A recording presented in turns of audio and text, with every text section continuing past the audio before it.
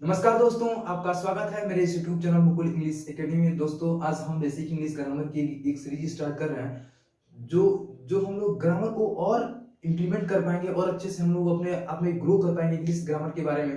तो दोस्तों, ये आज सीरीज का ये पहला दिन है जिसमें आज ये सीरीज का जो टॉपिक है वो हमारा है पार्ट ऑफ द स्पीच। हम लोग जानेंगे पार्ट ऑफ स्पीच क्या होता है, हम लोग अच्छे से जानेंगे और पार्ट ऑफ स्पीच के प्रकार के बारे में हम लोग जानेंगे। हम लोग बिना वक्त बर्बाद किए हम अपने अपने टॉपिक को स्टार्ट करते हैं। दोस्तों, मेरे इस वीडियो के अंत तक और हम लोग स्टार्ट करते हैं का हमारे बेसिक इंग्लिश ग्रामर में क्या रोल है। तो हम लोग पार्ट ऑफ स्पीच को पढ़ने से पहले हम लोग के दिल में ये सवाल आता है कि हम लोग पार्ट ऑफ स्पीच क्यों पढ़ें, पार्ट ऑफ स्पीच को पढ़ना क्यों जरूरी है। चाहे पार्ट ऑफ स्पीच या किसी भी टॉपिक को पढ़ना क्यों जरूरी होता है, कोई ना कोई उससे कारण होगा ही।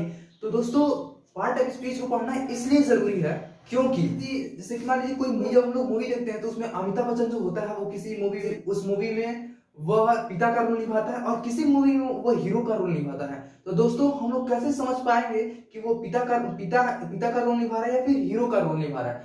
तो जैसे कि उसी प्रकार हमारे इंग्लिश ग्रामर में जो हमारे शब्द होते हैं, जो वर्ड होते हैं किसी सेंटेंस के वाक्य में, तो किसी सेंटेंस में नाउन का काम करता है, किसी सेंटेंस में वर्ब का काम करता है, किसी सेंटेंस में प्रोनाउन का काम करता है। तो उसी चीज को मतलब समझने के लिए हम लोग पार्ट ऑफ स्पीच का अध्ययन करेंगे। पार्ट ऑफ स्पीच का जब हम लोग अध्ययन करेंगे तो हमको ये पता चल जाएगा हमारा शब्द हो किस तरह किसी वाक्य में नाउन का काम करेगा, किस तरह वर्ब का काम करेगा, किस तरह वह प्रोनाउन का काम करेगा। ठीक है, तो इसी चीज को हम लोग समझने के लिए पार्ट ऑफ स्पीच को हम लोग मतलब अध्ययन करते हैं। तो दोस्तों, जो पार्ट ऑफ स्पीच का जो हिंदी अर्थ होता है वो शब्द भेद होता है। शब्द भेद मतलब जो शब्दों का भेद है, शब्दों के बारे में हम लोग और मतलब अच्छे से भेद जानेंगे कि उसके अंदर की चीजें क्या है, कैसे उसका रोल होता है हमारे वाक्य में, बेसिक इंग्लिश ग्रामर में। तो दोस्तों, जो हमारा पार्ट ऑफ स्पीच है, हम लोग इसका डेफिनेशन देखेंगे। देखें क्या है कि part of speech is just the name given to the word based on the job that it does in a sentence. Okay, क्या कह रहा है यहाँ पे, इसका मैंने हिंदी लिखा हुआ है, किसी वाक्य में शब्दों के कार्यों के आधार पर उसका नाम देना ही पार्ट ऑफ स्पीच है। एकदम आसान। जैसे कि अभी हम लोगों ने नहीं कहा कि जैसे मान लीजिए कोई सेंटेंस है, कोई वाक्य है, मान लीजिए जो सेंटेंस है हमारा वो अलग अलग शब्दों से मिलकर के एक सीरीज में क्रम में बना होता है। बहुत सारे सेंटेंस जो सेंटेंस होते हैं वो एक अलग अलग शब्दों से मिलकर के इंग्लिश ग्रामर के अनुसार किसी शब्दों को एक सीरीज में लिखते हैं जो जिसका सही अर्थ निकलता है, तो उसे ही तो वाक्य कहते हैं। जैसे हम लोगों ने पिछले लेक्चर में हम लोगों ने देखा सेंटेंस के बारे में, सेंटेंस के बारे में हम लोगों ने पढ़ा था। तो जो सेंटेंस होता है, जब भी हम उसको एक सही सीरीज में एक क्रम में रखते हैं जिसका सही अर्थ निकलता है वही वाक्य होता है। तो जो उसमें शब्द होता है, तो उस जो शब्द होता है उस पूरे सेंटेंस में क्या रोल प्ले करता है, उसी का नाम देना। जैसे कि वो वर्ब है कि नाउन है, प्रोनाउन है, उसी का नाम देना ही हमारा क्या है, पार्ट ऑफ स्पीच है। वो आप समझ सकते हैं। ठीक है, अब ये जो हमारा पार्ट ऑफ स्पीच है, हमारा English grammar, basic English grammar में, तो अब इससे क्या है ना कि मैं आपको समझाता हूं कि जो पार्ट ऑफ स्पीच है, जैसे कि मान लीजिए हमारा शरीर है, ठीक है, दैट्स माय बॉडी। बॉडी के अंदर जो सोल है, जो आत्मा है, अगर उस आत्मा को निकाल दिया जाए तो हम शरीर को चला नहीं सकते, शरीर काम नहीं करेगी, वो मर जाएगी। उसी तरह से अगर हम लोग पार्ट ऑफ स्पीच का अध्ययन नहीं करते तो हम लोग इंग्लिश ग्रामर को नहीं समझ सकते, क्योंकि इंग्लिश ग्रामर जो हमारा पार्ट ऑफ स्पीच है वो इंग्लिश ग्रामर की आत्मा है, एक सोल है। हम देखेंगे कि पार्ट ऑफ स्पीच का जो प्रकार है, जो अलग अलग टाइप्स होते हैं, उनके बारे में आगे आगे हम लोग देखते हैं। जो पार्ट ऑफ स्पीच के जो टाइप्स होते हैं वो 8 प्रकार के होते हैं और कहीं कहीं 9 दे देता है, कहीं कहीं 10 दे देता है। तो दोस्तों, वो जो 9 टाइप्स और 10 टाइप जो देता है वो एडजेक्टिव के ही अंदर के जो आर्टिकल्स होते हैं, आर्टिकल्स और डिटरमाइनर, वो एडजेक्टिव के अंदर ही वो 2 टाइप और बना देता है। तो दोस्तों, ये हमारा मेन पार्ट ऑफ स्पीच है ये। ठीक है, अब ये जो पार्ट ऑफ स्पीच है, जो नाउन है, प्रोनाउन है, एडजेक्टिव है, वर्ब है, एडवर्ब है, प्रीपोजिशन है, कंजंक्शन और इंटरजेक्शन है। तो ये क्या है हमारा, स्पेशली जो हमारा क्या है कि जो हमारा जो सेंटेंस होता है, जो सेंटेंस में जो वर्ड्स होते हैं, जैसे मैं आपको बता दूं,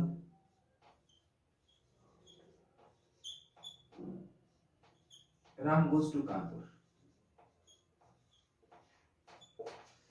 तो ये जो एक सेंटेंस है, तो ये जो सारी चीजें हमारी, जो नाउन हो गया, प्रोनाउन हो गया, एडजेक्टिव हो गया, वर्ब हो गया, एडवर्ब हो गया, प्रीपोजिशन हो गया, कंजंक्शन और इंटरजेक्शन हो गया, ये जो हमारा सेंटेंस है, जो एक वाक्य है, इसी वाक्य में ये जो राम है, ठीक है, ये जो गोल है, जो टू है, जो कानपुर है, ठीक है, तो ये जो चीजें हैं इसके अंदर ये क्या है, इसमें क्या रोल प्ले कर रहा है, जो गो है ये क्या प्ले कर रहा है, टू क्या प्ले कर रहा है, कानपुर क्या प्ले कर रहा है, इस सेंटेंस में क्या रोल प्ले कर रहा है, इसी का जो नाम दिया गया वही हमारा पार्ट ऑफ स्पीच है। वो आप इसको समझ पा रहे होंगे, ठीक है। तो अभी यहाँ पे हम देख रहे हैं राम मतलब राम कानपुर जाता है, ठीक है। तो जो राम है वो एक नाम है, हम लोग अभी आगे धीरे धीरे हम लोग समझ पाएंगे, पार्ट ऑफ स्पीच है, ठीक है।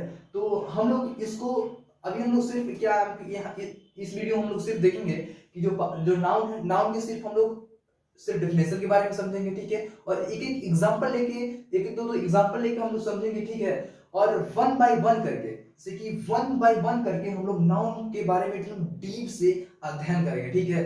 कि नाउन क्या होता है, नाउन के डेफिनेशंस क्या होते हैं, चाहे प्रोनाउन क्या होता है, प्रोनाउन की डेफिनेशन, मतलब सारी वन बाय वन करके हम लोग अलग अलग सेपरेट वीडियो हम लोग देखेंगे। तो दोस्तों बने रहिए मेरे इस वीडियो के अंत तक। दोस्तों हम लोग देखते हैं कि अब देखेंगे कि नाउन का डेफिनेशन क्या होता है और एग्जांपल क्या होता है, कि नाउन क्या है, संज्ञा क्या है, ठीक है। वो डेफिनेशन और एग्जांपल समझते हैं, ठीक है। अब ये यहाँ पे दिया है noun is the name of a person, place और थिंग्स। ये हम लोगों ने, अगर आप लोगों ने पढ़ा होगा, अगर आप लोगों ने समझा होगा, तो ये हमेशा आप लोगों ने पढ़ा होगा। किसी व्यक्ति, किसी स्थान, किसी वस्तु के नाम को हम संज्ञा कहते हैं, ठीक है। तो इसको मैंने ऐड करना ज्यादा जरूरी समझा, क्योंकि हम लोग ये हमेशा से यही पढ़ते हैं। एक्चुअली में ये भी ठीक है, ठीक है, लेकिन और अच्छे से हम लोग समझने के लिए हम लोगों ने एक और हिंदी में परिभाषा लिखा हुआ है, ठीक है। वो है किसी व्यक्ति, वस्तु, स्थान, गुण, अवस्था या कार्य को प्रकट करने वाले शब्द को ही हम नाउन कहते हैं, ठीक है। नाउन कहते हैं। जैसे हम लोग समझते हैं कि जैसे अगर ब्रह्मांड में कहा जाए, इस ब्रह्मांड में धरती, आकाश, आसपास जितनी भी सारी चीजें हैं जो हम देख सकते हैं, जो नहीं देख सकते हैं, जो सुन सकते हैं, अगर उसका नाम दे दिया जाए, क्या नाम दे दिया जाए, तो क्या वो हमारा नाउन है, क्या है वो हमारा नाउन है, ठीक है। इसलिए इस जो संज्ञा है उसका एक उपनाम दिया गया है नेमिंग वर्ड। जो इसका सरनेम है वो नेमिंग वर्ड है, क्योंकि किसी भी चीज का अगर आप नाम दे दोगे ना तो वो हमारा नाउन हो जाएगा। क्या हो जाएगा? नाउन। चाहे कोई भी नाम हो, कोई भी नाम हो, वस्तु का नाम हो, स्थान का नाम हो, प्लेस का नाम हो, चाहे जो भी, जो दिखे ना दिखे, कुछ भी, वो क्या होगा? हमारा नाउन होगा। वो क्या होगा? नाउन होगा, ठीक है। अब वो इससे क्या हो गया? Mohan, Delhi, gold, honesty. से की ऑनेस्टी हमारे गुण है, ठीक है। तो यहाँ पे क्या कर रहा है? स्थान का नाम, गुण, अवस्था, कार्य। जैसे भी ये शब्द हमारे किसी सेंटेंस में जब भी किसी सेंटेंस में ये सारी चीजें आती हैं वो हमारा क्या होगा? वो नाउन होगा, ठीक है। अब हम लोग एग्जांपल देखते हैं। Shyam play cricket, Shyam play cricket, ठीक है। तो इसमें क्या है? जो श्याम है वो क्या है? ये किसी इंसान का नाम है, किसी व्यक्ति का नाम है। तो ये क्या है? हमारा नाउन है, क्योंकि यहाँ पे नाम दे दिया गया, ठीक है। यहाँ पे दे दिया राम, फिर से किताब। अभी क्या है हमारे लिए? जो राम है वो किसी व्यक्ति का नाम है और ये बुक किसी वस्तु का नाम है। तो ये क्या है? ये सारी ये नाउन है। ये क्या है? ये नाउन है। अब यहां देखेंगे सौरभ, फिर से स्कूल, स्कूल किसी स्थान का नाम है, फिर से सौरभ किसी व्यक्ति का नाम है। ये क्या है? एक नाम है। वैसे ही किसी भी चीज का अगर नाम दे दिया जाए तो क्या होगा? वो नाउन होगा। क्या होगा? वो नाउन होगा, संज्ञा होगा। और संज्ञा का जो उपनाम है, सरनेम है, वो क्या है? नेमिंग वर्ड है, ताकि ये समझ सके किसी भी वस्तु को अगर नाम दिया जा रहा है। तो हमारे लिए अब प्रोनाउंस के बारे में, कि प्रोनाउन क्या होता है, प्रोनाउन का डेफिनेशन देखेंगे और प्रोनाउन का हम लोग एग्जांपल देखकर हम लोग समझेंगे कि प्रोनाउंस क्या होता है, ठीक है। फिर प्रोनाउंस सर्वनाम, इसका हिंदी होता है सर्वनाम, ठीक है। अब इसका डेफिनेशन देखेंगे। Pronoun are those word which are used in the place of noun. Pronoun वे शब्द होते हैं जो नाउन के जगह पर, जो संज्ञा के स्थान पर प्रयोग किए जाते हैं। जो प्रोनाउन होता है वो नाउन की पुनरावृत्ति को रोकने के लिए ही मतलब उसका इस्तेमाल किया जाता है, प्रोनाउंस का। जैसे कि हम लोग देखते हैं कि अभी एग्जांपल देखते हैं, उसका हम लोग देखेंगे कि pronoun are those word which are used in the place of noun. मतलब प्रोनाउन वे शब्द होते हैं जो संज्ञा के स्थान पर प्रयोग किए जाते हैं। जैसे कि आई हो गया, we, you, he, they, he, she, it, our, your, them, he, her, it, अभी और बहुत सारा है। अगर मैंने पहले भी एक वीडियो बना रखा है प्रोनाउंस के ऊपर, जो वोकैबुलरी को, जो सिर्फ हम लोग उसके हिंदी, उसका अर्थ के बारे में जाना है। अगर आप लोग नहीं देखा तो उसका उस वीडियो का लिंक मैं डिस्क्रिप्शन में डाल दूंगा, आप वहां जाकर विजिट कर सकते हैं, देख सकते हैं। Ram is a doctor, he help poor. अब यहाँ पे क्या कह रहा है? जो ये राम है, राम क्या है? राम एक किसी व्यक्ति का नाम है। तो यहाँ पे क्या है? ये एक नाउन है। इस नाउन, जैसे कि मान लीजिए कोई बार बार तो नहीं कहता कि यार जो रामू है वो ऐसा लड़का है, रामू डॉक्टर है, वो गरीबों को हेल्प करता है, वो बहुत अमीर है। उसके पुनरावृत्ति को कम करने के लिए वहां पर एक प्रोनाउन का इस्तेमाल कर दिया जाता है, जैसे कि बार बार नाम न लेना पड़े। तो यहाँ पे क्या, ही। जैसे कि Ram is a doctor, Ram एक डॉक्टर है, वो गरीबों का मदद करता है। तो यहाँ पे क्या, वह, जैसे कि ये ही क्या है, एक प्रोनाउन। यहाँ पर ही क्या है, एक प्रोनाउन है। तो इसलिए यहाँ पे हम चाहे तो राम ही लिख सकते हैं, Ram is a doctor, Ram help poors. तो इसी इसकी पुनरावृत्ति को बार बार नाम न लेना पड़े, इसलिए यहाँ पर प्रोनाउंस का इस्तेमाल करके यहाँ पर इसको शॉर्ट कर दिया गया है, ताकि समझ भी आ सके और बार बार नाम भी न लेना पड़े, इसलिए प्रोनाउंस का इस्तेमाल किया था। ठीक है, अब हम लोग एग्जांपल देखेंगे। Sita is his wife, Sita is his wife, Sita उसकी पत्नी है। सी इज वेरी ब्यूटीफुल, वह बहुत ही सुंदर है। तो ये जो सीता है ये क्या है, एक औरत का नाम है, एक स्त्री का नाम है, किसी का नाम है, इसलिए क्या है, ये एक नाउन है। ठीक है, तो हिज वाइफ। तो अब मान लीजिए बार बार सीता सीता तो कोई कहेगा नहीं कि सीता बहुत बहुत सुंदर है, बहुत अच्छी है, तो सीता नाम न लेना पड़े, इसलिए हम लोग एक प्रोनाउंस का इस्तेमाल कर देते हैं, जिससे इसका पुनरावृत्ति बार बार नहीं होता है। और हम लोग आसानी से भी कह सकते हैं यार कि सीता उसकी पत्नी है और वो बहुत सुंदर है, बस आसानी से हम लोग समझ सकते हैं। तो इसलिए प्रोनाउंस का यूज हम लोग सेंटेंस में पुनरावृत्ति को कम करने के लिए हम लोग प्रोनाउंस का यूज करते हैं। ठीक है, अब फिर से एक और देखते हैं। आई ओबे माई पेरेंट। आई क्या है, आई एक सब्जेक्ट है, और अभी कह रहा है कि जो आई है, और आई का ये जो यहाँ पर ये जो यूज किया गया माई, ये पर्सनल प्रोनाउन के लिए प्रोनाउन है। माई ये एक प्रोनाउन है।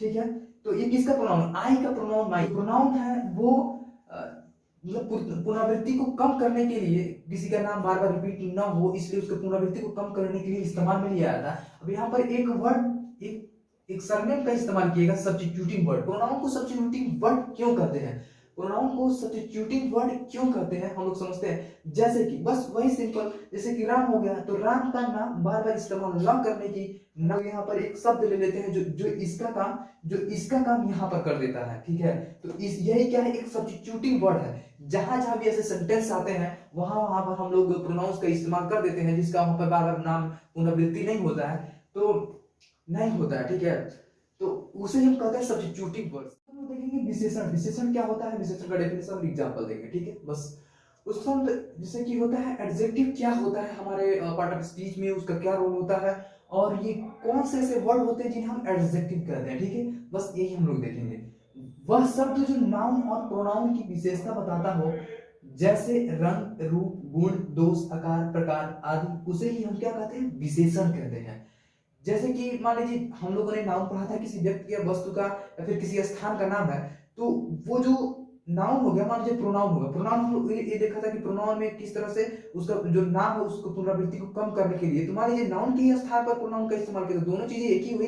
ठीक है, बस थोड़ा सा डिफरेंस है कि उसके प्रोनाउन जो नाउन है उसी के स्थान पर प्रयोग किया था, तो जो हमारा नाउन और प्रोनाउन है उसी की क्वालिटी को, उसके विशेषता को ये बताने का काम करता है एडजेक्टिव। ठीक है, अभी यहाँ पे ये देखा जाता है कि जो नाउन है वो प्रोनाउन है, वो क्या, उसके रंग को, उसके रूप को, उसके गुणों को, उसके दोष को, आकार को, उसके प्रकार को आदि ऐसे जो शब्द होंगे, तो उन्हीं को जो वो बताता है, तो वो क्या होता है, वही एडजेक्टिव कहलाता है। ठीक है, जो उसकी विशेषता बताता है, क्वालिटी बताता है। सर क्या, adjective is a word which qualify the noun और प्रोनाउन। मतलब कि वो मान लीजिए इंग्लिश में हमने बोल दिया, यहाँ पे हम लोग हिंदी में लिखा हुआ है। ठीक है, तो यहाँ पर हम लोग एग्जांपल देखेंगे। ठीक है, मान लीजिए हम डेफिनेशन समझ लिया, हम लोग एग्जांपल के माध्यम से समझेंगे तो और अच्छे से हम लोग को समझ में आ पाएगा कि किस तरह से एक सेंटेंस में हमारा जो एडजेक्टिव है, इसमें एक सेंटेंस में रोल प्ले कर रहा है, और वो मतलब किसी सेंटेंस में अगर दे रहा है तो हम लोग किस तरह से एडजेक्टिव हम लोग पहचान पाएंगे। ठीक है, तो ही इज अ नाइस बॉय, तो ये जो नाइस है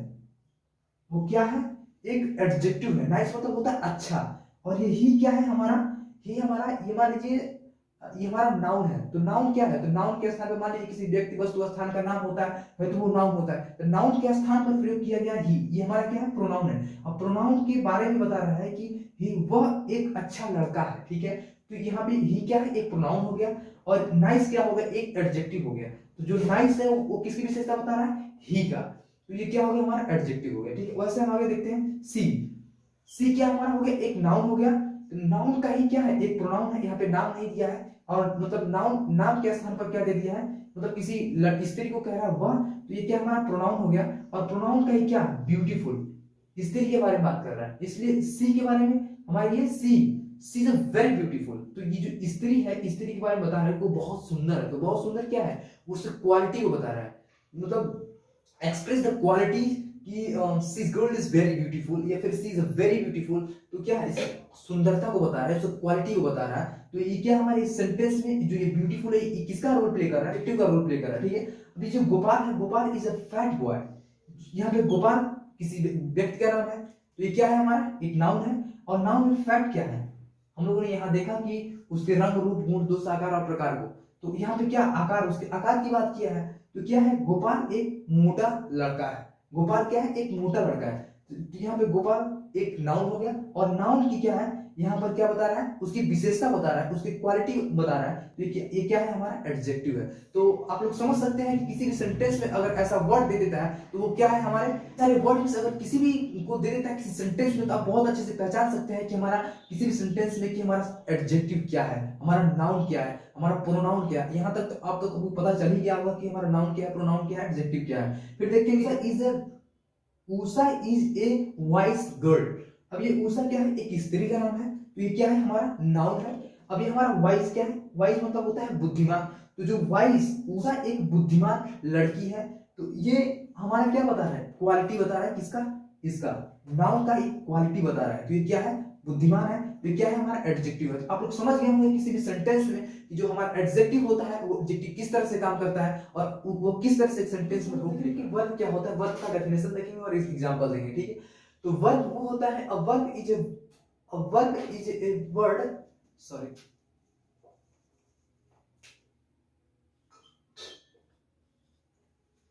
a verb is a word which says something about a subject, means कि ऐसा शब्द जो सब्जेक्ट के बारे में कुछ बताता हो, कुछ एक्सप्लेन करता हो, या फिर ऐसा शब्द जो किसी वाक्य में प्रयोग होने से उसका अर्थ स्पष्ट होता हो, क्लियर हो जाता हो। जिन शब्दों से काम का होना पाया जाता है, उन्हें हम वर्ब कहते हैं, ठीक है।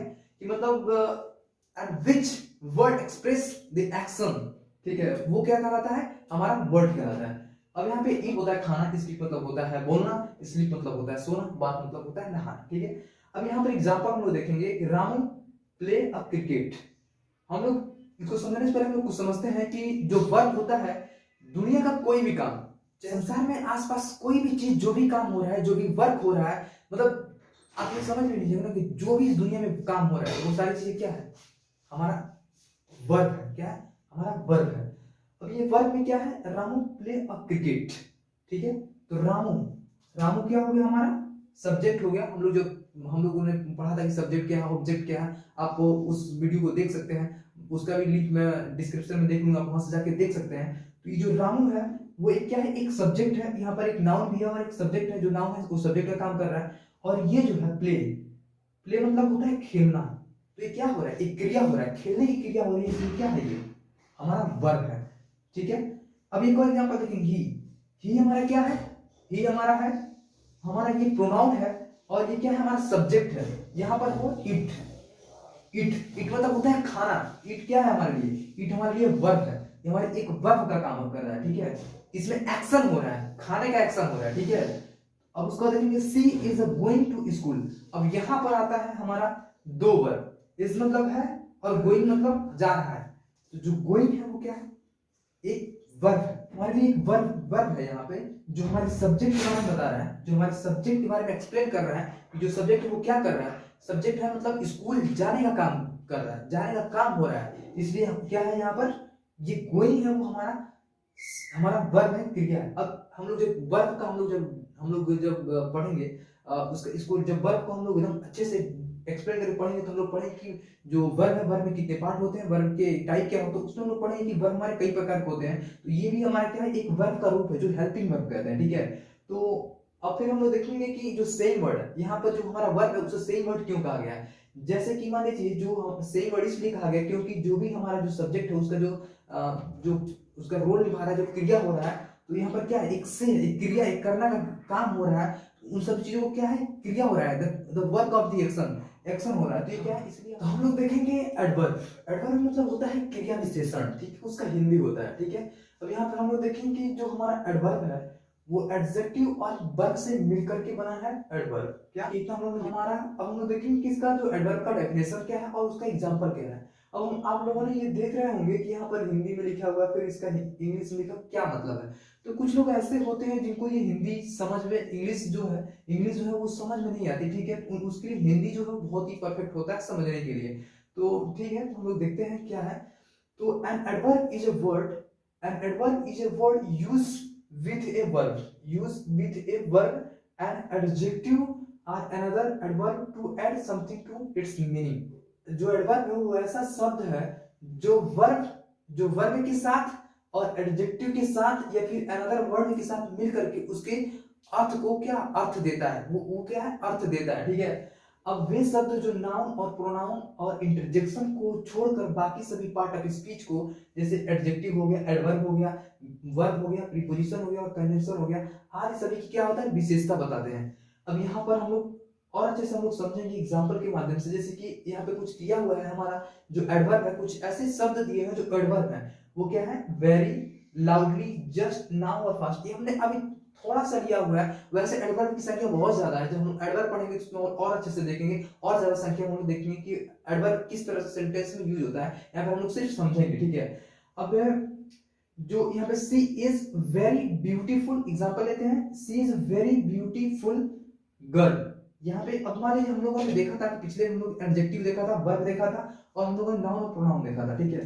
तो यहाँ पे क्या कह रहा है, यहाँ पे मान लीजिए जो सी है वो नाउन है। अब यहाँ पर जो ब्यूटीफुल है गर्ल, तो ये ब्यूटीफुल क्या है, एक एडजेक्टिव हम लोगों ने देखा था कि सुंदर, एक जो उसकी क्वालिटी को बता रहा है वो adjective.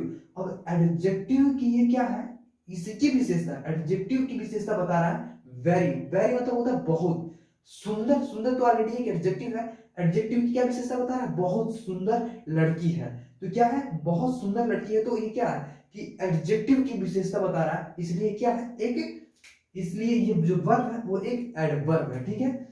It was a very good book, it, ये बहुत अच्छी किताब थी। अब ये बहुत अच्छी किताब, ये तो मान लीजिए हमारा, ये हमारा प्रोनाउन हो गया। अब ये हमारा हो गया किसी किताब का नाम है, बुक, बुक तो किताब होता है, तो ये क्या है, हमारा नाउन है। अब ये नाउन की क्या है, नाउन की पहले नाउन की विशेषता बता रहा है, ये गुड, गुड बुक, ठीक है, बुक। अब ये क्या है, एक एडजेक्टिव है, एडजेक्टिव के पहले क्या लगा है, बीच में वेरी लगा है, तो ये क्या है, very, very, very good book. तो वेरी गुड मतलब ये जो वेरी है ये हमारा क्या है, यहाँ पर एडवर्ब का रोल प्ले कर रहा है इस सेंटेंस में। फिर एक और देखेंगे, हरी, ठीक है, हरी वर्क्स वेरी हार्ड, जो हरी है वो बहुत अधिक मेहनत करता है। तो ये जो हरी है ये हमारा नाउन हो गया, ठीक है। तो नाउन की विशेषता बता रहा है एडजेक्टिव हार्ड। अब हार्ड के पहले जैसे ही वेरी लगा वो क्या है, हमारा ये जो एडवर्ब हो गया, ठीक है। ऐसे बहुत सारे वाक्य मिलेंगे जो एडवर्ब होंगे, तो हमें ये पहचानना होगा कि हमारा अलग अलग सेंटेंस दिया होगा, हम लोग उसमें पहचानेंगे किस तरह से हमारा जो शब्द दिया हो हमारा एडवर्ब है, एडजेक्टिव है, नाउन है, प्रोनाउन है। तो अभी तक हम लोगों ने देख लिया कि एडवर्ब क्या है। यहाँ पर हम लोगों ने एक शब्द दिया, एक शब्द देखा है, एक सेंटेंस के रूप में हम लोगों ने कुछ लिखा है, उसको हम लोग देखते हैं। जो हमारा एडवर्ब है उसका जो सरनेम के रूप में लेता है, इसको हम लोग समझने में और आसानी होती है। डिस्क्राइब ए वर्ब, जो ये नाउन, जो क्रिया विशेषण है, जो डिस्क्राइब ए वर्ब और एडजेक्टिव और एडवर्ब, ये मिल करके तीनों वर्ब हम लोग ट्रिक के रूप में याद भी कर सकते हैं कि जो वर्ब है, एडजेक्टिव और एडवर्ब, ये तीनों मिल करके एक साथ में, मतलब जो कोई ऐसा शब्द होगा जो वर्ब के साथ मिल करके उसकी विशेषता बताएगा, एडजेक्टिव की विशेषता बताएगा, और कुछ ऐसा एडवर्ब होगा जो खुद में एडवर्ब के साथ मिल करके विशेषता बताएगा। इसलिए इसका इतना बड़ा जो इतना हम लोग शॉर्ट फॉर्म में भी इसको याद कर सकते हैं, describe a word and adjective और एडवर्ब, ठीक है। जो प्रीपोजिशन, प्रीपोजिशन मतलब क्या होता है, हम लोग देखेंगे प्रीपोजिशन। प्रीपोजिशन क्या होता है, प्रीपोजिशन मतलब होता है संबंध बोधक, संबंध बोधक होता है। इसका डेफिनेशन देखेंगे और एग्जांपल देखेंगे, ठीक है। And a preposition is a word used before a noun, used before a noun to show how the person और things denoted by its stand in a relation to something. मतलब कहने का मतलब ये है कि प्रीपोजिशन एक ऐसा वर्ड है जो किसी नाउन और प्रोनाउन के पहले लग करके किसी अन्य शब्द से उसका रिलेशन प्रदर्शित करता है, उसका संबंध प्रदर्शित करता है, ठीक है। जैसे प्रीपोजिशन में कुछ शब्द दिए गए हैं, to, in, at, on, into, out, to, with, और बहुत सारे प्रीपोजिशन है जो हम लोग नेक्स्ट अलग वीडियो में हम लोग देखेंगे, ठीक है। तो यहाँ पे हम लोग एग्जांपल देख लेते हैं पहले, उसको और अच्छे से समझेंगे। Raju go to school, Raju go to school. तो जो राजू है वो नाउन है, और गो एक वर्ब है, टू और स्कूल, स्कूल हमारा क्या है, किसी स्थान का नाम है, और ये क्या है, हमारा नाउन है, ठीक है। और राजू भी एक नाउन है। ये जो हमारा नाउन है टू, तो इसके पहले जैसे कि यहाँ पे कह रहा है कि the word used before a noun are pronouns to show the person और things denoted by stand the relation to something else, ठीक है। अन्यथा ये टू लगा है तो इससे और इसके बीच में क्या है, रिलेशन दिखा रहा है, एक संबंध, स्कूल जारी रिलेशन शो कर रहा है इसके और एक नाउन नाउन के बीच में, ठीक है। अब और भी देखते हैं और अच्छे से क्लियर हो जाएगा। She is a singing with me, she is singing with me, वह मेरे साथ गा रही है, वह मेरे साथ गा रही है। तो विथ मी, वो मेरे साथ गा रही है, तो जो विथ है वो क्या है, एक ऐसा प्रीपोजिशन है जो मेरे और उसके बीच में क्या है, एक रिलेशन प्रदर्शित करता है, एक संबंध को प्रदर्शित कर रहा है। अब यहाँ पे जो नाउन मी है वो क्या है, एक प्रोनाउन है, जो आई का क्या है, जो सेकंड पर्सन प्रोनाउन है। मी क्या है, प्रोनाउन से पहले लगा है विथ, जैसे कि हम लोगों ने डेफिनेशन में देखा है। इसके पहले इसमें यह रिलेशन प्रदर्शित कर रहा है, जो उसके और मेरे में क्या है, हम लोग दोनों साथ साथ में गाना गा रहे हैं, तो क्या एक रिलेशन को डिनोट कर रहा है, शो कर रहा है।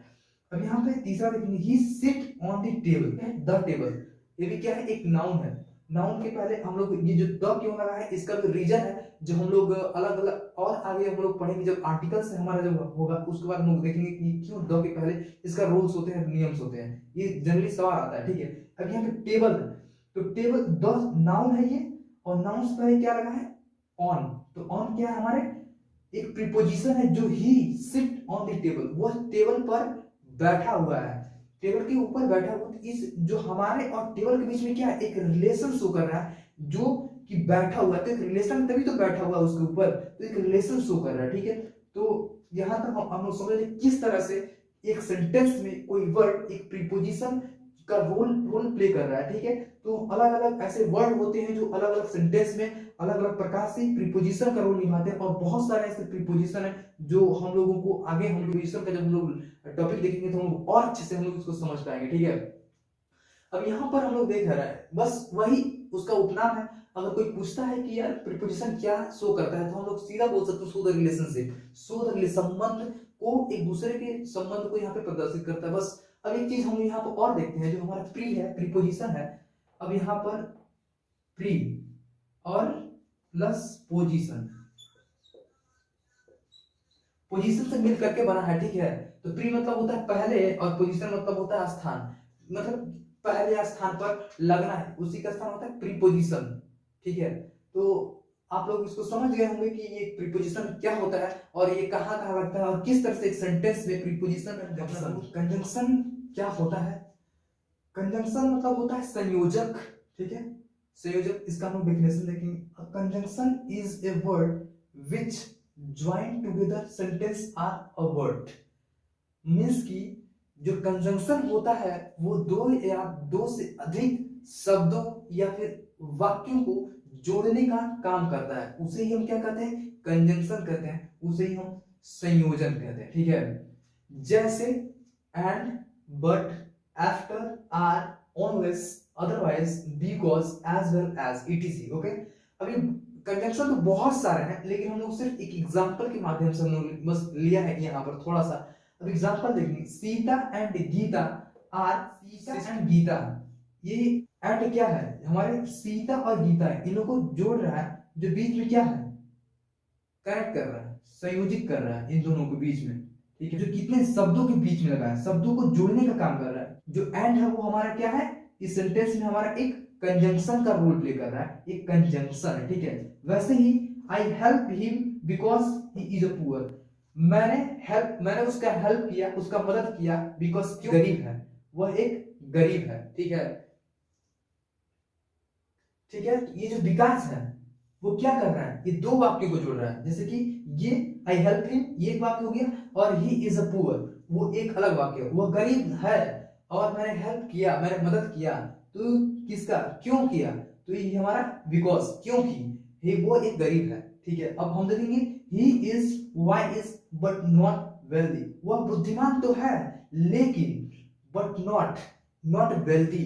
ये भी क्या कर रहा है, हमारे दो सेंटेंसों को क्या है, जोड़ रहा है, कनेक्ट भी कर रहा है, इसलिए हमारा क्या है, संयोजक है। ओके, अब यहाँ पे ज्वाइनिंग वर्ड, तो ज्वाइनिंग वर्ड मतलब हम लोग इसका हम लोग उपनाम समझ लेंगे कि जो हमारा संयोजक होता है क्या होता है, एक ज्वाइनिंग वर्ड होता है, एक कनेक्टिंग वर्ड होता है। हम लोग आसानी से याद कर सकते हैं कि मतलब दो या दो से अधिक वर्डों को ज्वाइन करने के लिए, फिर कनेक्ट करने के लिए जो वर्ड इस्तेमाल होता है वो क्या होता है, हमारा संयोजक होता है, बस सिंपल। हम लोग देखेंगे कि इंटरजेक्शन क्या होता है, पार्ट ऑफ स्पीच इंटरजेक्शन है, वो इंटरजेक्शन का डेफिनेशन देखेंगे और एग्जांपल देखेंगे। हम लोग देखेंगे कि इंटरजेक्शन का मतलब क्या होता है। इंटरजेक्शन मतलब होता है विस्मय बोधक, उसका जो डेफिनेशन है, ये जो शब्द हर्ष, शोक, घृणा, विस्मय या फिर मनोभावों की तीव्रता को प्रकट करता है उसे हम इंटरजेक्शन कहते हैं। जब हमारा पार्ट ऑफ स्पीच होता है, पार्ट ऑफ स्पीच में इंटरजेक्शन का मतलब होता है कि जो ऐसा शब्द, ठीक है, जो हर्ष, शोक, घृणा, विस्मय या फिर मनो के भावों को तीव्रता से प्रकट करता है, उन्हें हम क्या कहते हैं, इंटरजेक्शन कहते हैं। अब हम देखते हैं कि इंटरजेक्शन में कौन कौन से वक्त है, ब्रेवो आता है, हुरो आता है, हेलो आता है, बहुत सारे, जैसे कि मान लीजिए जो दुख को दर्शा रहा है, जो आनंद को दर्शा रहा है, फिर प्रशंसा को दर्शा रहा है, फिर से सरप्राइजिंग को दर्शा रहा है, बहुत सारे ऐसे वर्ड होते हैं जो हमारे इंटरजेक्शन होते हैं। जब हम इंटरजेक्शन का जब हम लोग टॉपिक डीप से हम लोग अध्ययन करेंगे उसमें हम लोग बहुत सारे ऐसे वाक्य देखेंगे जो हमारा इंटरजेक्शन होता है। हम लोग देखते हैं example, bravo who have done well, बहुत प्रशंसा की बात है कि तुमने बहुत अच्छा किया। तो ये हमारा यहाँ इस सेंटेंस में, इस वाक्य में जो ब्रेवो है वो क्या है, एक हमारा इंटरजेक्शन वर्ड है, एक इंटरजेक्शन, एक विस्मयबोधक वाक्य है। क्या है, एक विस्मयबोधक वाक्य है। अब एक और सेंटेंस देखेंगे, सेकंड वाला, हुरू वी हैव वोन मैच, आहा, हुरू मतलब वाह, हम लोगों ने मैच जीत लिया। मतलब ये जो हुरू है ये हमारा क्या है, एक इंटरजेक्शन है। हमारा जो सेंटेंस है, इस सेंटेंस में जो ये वर्ड है वो एक इंटरजेक्शन का काम कर रहा है, एक इंटरजेक्शन का रोल प्ले कर रहा है, ठीक है। अब हम देखेंगे अलास, बहुत दुख की बात है, ग्रीफ शो कर रहा है, मन की भावनाओं को प्रकट कर रहा है, जो हमारे अंदर की जो फीलिंग्स है, जो इमोशंस है उन्हें प्रकट करता है, वही हमारा क्या होता है, हमारा इंटरजेक्शन होता है। तो दोस्तों आज हम पार्ट ऑफ स्पीच को बहुत अच्छे से हम लोगों ने देखा, वन बाय वन करके। हम लोगों ने सिर्फ उसका डेफिनेशन और उसका एग्जांपल समझा और कुछ उस उपनाम समझा। दोस्तों तो यदि वीडियो अच्छा लगा हो तो लाइक कीजिएगा, कमेंट करिएगा, और यदि मेरे चैनल पर नए हो तो सब्सक्राइब करिएगा, बेल आइकन को प्रेस करिएगा, जैसे जैसे मैं अपने वीडियो को अपलोड करूंगा उसका नोटिफिकेशन आप तक पहुंच सके और आप बेसिक इंग्लिश ग्रामर को और अच्छे से समझ सकें। तो दोस्तों आज के लिए बस इतना ही।